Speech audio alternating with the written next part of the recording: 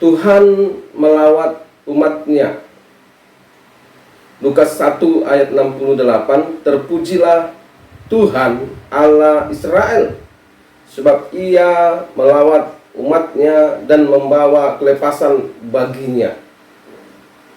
Tuhan melawat umatnya artinya Tuhan mengunjungi, Tuhan mendatangi umatnya. Nah, untuk apa Tuhan melawat umatnya? Yaitu untuk membawa kelepasan. Kelepasan dari apa? Tentunya kelepasan dari keterikatan. Ya. Keterikatan kuasa kegelapan, keterikatan roh-roh jahat, keterikatan ya mungkin sifat yang tidak baik, karakter yang tidak baik, perbuatan-perbuatan daging yang mengikat. Berarti penting nggak Bapak Ibu yang dikasihi oleh Tuhan? Penting nggak lawatan Tuhan dalam ibadah? Jawabannya penting. Akan tetapi kenapa banyak gereja atau orang Kristen sepertinya anti atau alergi dengan lawatan dan kepenuhan Roh Kudus? Selalu dikatakan sesat. Ibadah apaan itu? Ya. Seperti itu ya. Itu ajaran sesat. Itu ibadah sesat dan lain sebagainya. Ya, ini sering dilontarkan, dikomentari gereja lain terhadap gereja yang satu yang lain yang ibadahnya dilawat oleh Tuhan, dilawat oleh Roh Kudus, atau dipenuhi oleh Roh Kudus. Nah, saat ini saya mau berikan pemahaman kepada saudara lewat kebenaran firman Tuhan ini, bahwa ketika Tuhan melawat dalam satu ibadah atau melawat seseorang, ada tanda. Ya, tentunya ada tanda. Pada saat itu, ketika suatu ibadah itu atau seseorang dilawat oleh Tuhan, dihadiri, didatangi oleh Tuhan atau Roh Kudus. Nah, lewat tanda-tanda ini nanti akan memberikan pengertian, pemahaman, pengetahuan bagi saudara, Bapak Ibu yang kasih Tuhan, bagaimana itu lawatan yang sebenarnya dan sesungguhnya, sehingga nanti Bapak Ibu saudara tidak menjadi alergi lagi, menjadi aneh ketika melihat suatu ibadah atau seseorang sedang dilawat oleh Tuhan atau Roh Kudus. Nah, kalau dari ayat tema tadi, tandanya bisa kita lihat, yaitu tadi tandanya kelepasan. Ya, ada kelepasan ketika Tuhan, ketika Roh Kudus melawat ibadah, suatu ibadah atau melawat seseorang, ada kelepasan. Itu tadi yang kita baca tadi, ya. Nah, kalau kita lihat di Perjanjian Lama, misalnya waktu zaman Musa, Tuhan melawat, Tuhan mengunjungi umatnya Israel di Gunung Sinai. Ada tandanya enggak? Ya. Ada, ya. Ada Bapak Ibu. Nah, apa itu tandanya waktu Tuhan melawat umatnya Israel di Gunung Sinai pada zaman Musa? Mari kita lihat Keluaran 19 ayat 16. Ayat 16 sampai dengan 18. Nah, kita lihat di sini, dan terjadilah pada hari ketiga pada waktu terbit fajar ada guru dan kilat dan awan padat di atas gunung dan bunyi sangkakala yang sangat keras, sehingga gemetarlah seluruh bangsa yang ada di perkemahan. Lalu Musa membawa bangsa itu keluar dari perkemahan untuk menjumpai Allah, dan berdirilah mereka pada kaki gunung. Gunung Sinai ditutupi seluruhnya dengan asap, karena Tuhan turun ke atasnya dalam api. Asapnya membumbung seperti asap dari dapur, dan seluruh gunung itu gemetar sangat. Ya. Seluruh gunung itu gemetar sangat. Nah, apa saja tandanya? Dari ayat Keluaran 19, dari kitab Keluaran 19 ayat 16 sampai 18 ini, mari kita lihat satu persatu tandanya waktu Tuhan melawat umatnya Israel di Gunung Sinai pada zaman Musa. Tanda yang pertama, saudara perhatikan, ada guru dan kilat. Ya, jadi tanda kehadiran Tuhan itu waktu itu ada guru dan kilat.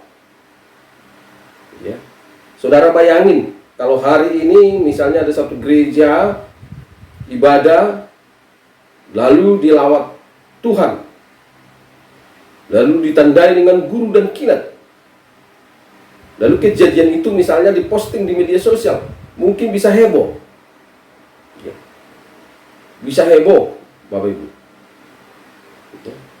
Nah, kemudian tanda yang kedua, ada awan padat di gunung. Yang ketiga, ada bunyi sangkakala yang sangat keras. Dan yang keempat, itu di ayat 18-nya, ada asap. Ya. Ada asap, Bapak Ibu, yang dikasih oleh Tuhan. Jadi, ada tanda. Ya. Ketika Tuhan hadir, ketika Tuhan mengunjungi,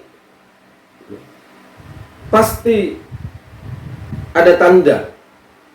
Dan tanda itu bisa berupa keajaiban-keajaiban, mujizat-mujizat. Tanda-tanda itu bisa berupa suatu keanehan yang tidak logika menurut akal pikiran kita sebagai manusia secara lahiriah. Dan itu bisa menimbulkan tanggapan-tanggapan, ada yang positif, ada yang negatif. Nah, lalu apa efek tanda lawatan Tuhan itu bagi bangsa Israel? Tadi tandanya, jadi efek daripada tanda tadi. Ya, seperti yang saya katakan tadi, kalau sekarang efeknya lebih banyak yang negatif, menimbulkan tanggapan-tanggapan yang negatif. Ya. Nah, lalu apa efek dari tanda lawatan Tuhan itu bagi bangsa Israel waktu Tuhan datang di Gunung Sinai pada zaman Musa? Nah, di situ dikatakan, ya, efek dari kehadiran Tuhan tadi yang memberi tanda ada guru dan kilat, awan padat gunung, bunyi sangkakala dan asap tebal. Di situ dikatakan efeknya mereka gemetar. Efeknya ke manusia yang ada di situ tadi, bangsa Israel. Mereka gemetar. Ya, bahkan gunung itu pun ikut gemetar. Saudara tahu ya gambarannya gemetar ya? Ya. Pasti ya kira-kira seperti ini. Ya, gemetar, ya. Ada reaksi dari tubuh mereka. Ya, ketika mereka melihat, merasakan efek daripada kehadiran Tuhan tadi. Ya. Jadi efek inilah juga yang ada ketika kita atau seseorang dipenuhi Roh Kudus.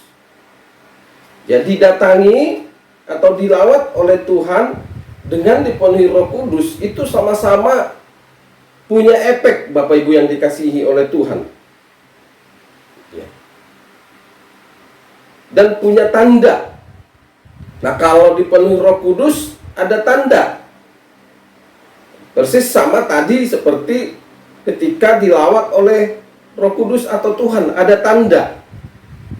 Ya. Dalam perjanjian baru, ya, tanda dipenuhi oleh Roh Kudus, mungkin ini udah biasa kita dengar atau kita lihat, yaitu dalam Kisah Para Rasul 2 ayat 4. Tanda, salah satu tandanya atau tandanya yang pertama, berbahasa lain. Ya, berbahasa lain atau disebut dengan berbahasa roh. Dalam Kisah Para Rasul 2 ayat 4, maka penuhlah mereka dengan Roh Kudus, lalu mereka mulai berkata-kata dalam bahasa-bahasa lain, seperti yang diberikan oleh Roh itu kepada mereka untuk mengatakannya. Ya, itu tanda yang pertama. Kemudian tanda yang kedua, ya, ketika seseorang dipenuhi oleh Roh Kudus. Tanda yang kedua seperti orang mabuk. Ya, seperti orang mabuk. Nah, di Kisah Para Rasul 2 ayat 13.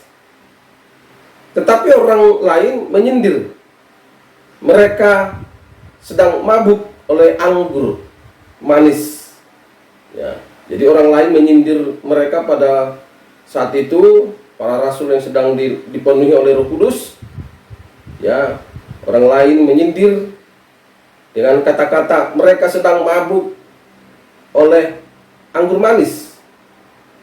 Jadi saudara bisa tahu tanda orang mabuk itu seperti tidak normal seperti biasa. Ya,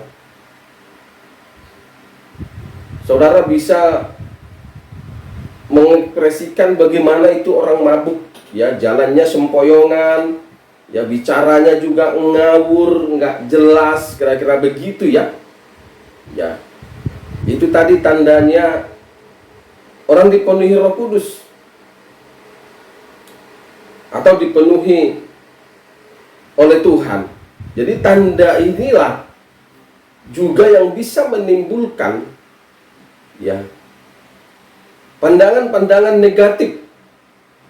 Ya, seperti orang-orang lain yang menyindir mereka pada waktu itu, pada zaman Pentakosta. Ya, dalam Kisah Para Rasul ini tadi, mereka menyindir mereka sedang mabuk oleh anggur manis, kata mereka, disindir, Bapak Ibu. Ya, kalau sekarang misalnya kira-kira, ya apaan itu? Kok bisa begitu, kok teler-teler? Ya, kok nggak waras? Kok kayak orang stres, gitu kan? Ya, lalu pakai ayat lah juga nanti kan, sindiran itu supaya seolah-olah benar, dipakai pula firman Tuhan. Masa begitu Roh Kudus? Firman Tuhan bilang Roh Kudus tertib. Ya, nah ini, ya, seperti yang selalu juga saya kalau menyampaikan kebenaran firman Tuhan, selalu saya sampaikan firman itu jangan kita salah gunakan. Ya, jangan salah menempatkan. Amin, Bapak Ibu yang kasih Tuhan. Nah, kalau dalam perjanjian lama, ini yang lebih mengerikan, Bapak Ibu yang kasih Tuhan. Tanda dipenuhi Roh Kudus, yaitu waktu Saul kepenuhan Roh Kudus seperti para nabi. Ya. Saul telanjang sehari dan semalam. Ya. Sehari-harian dan semalam-malaman. Itu tertulis dalam 1 Samuel 19 ayat 21 sampai dengan 24. Nah, di sini dikatakan 1 Samuel 19 ayat 21 sampai dengan 24. Lalu hal itu diberitahukan kepada Saul, ia mengirim orang-orang suruhan yang lain, tetapi orang-orang itu pun juga kepenuhan seperti nabi.